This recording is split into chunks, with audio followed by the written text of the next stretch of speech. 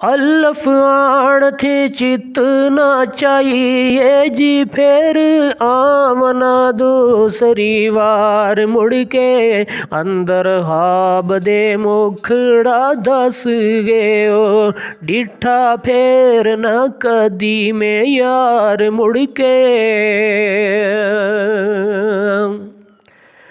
कदों वैकसा चन किने आन वाला, कदों आवसी मिसर बोहार मुड़ के, अबद तेक के आमत ओडीक दिया, कदों देवना फेर दीदार मुड़ के।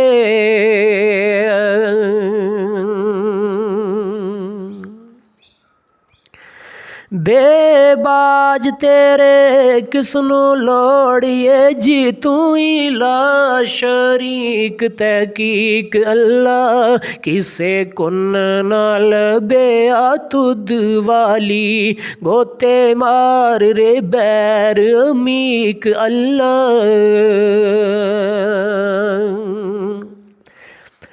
पाई खबर मोजमल यासीन कोलो, अहमद साहब थी तेरा रफीक अल्लाह, अब्बद यार रसूल मकबूल वाले, उमर अली उस्मान सदीक अल्लाह।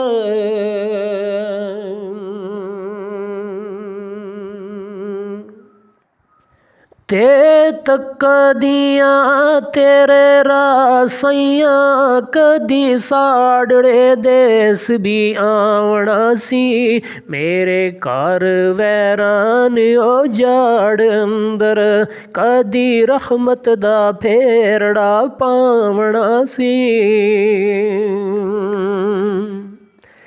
पहले मार का डालना चार कीता, कदी वसल दा मरहम लगावना सी, अबद वेख जमाल ने आल होवा, कदी मुख थे चुंड उठावना सी।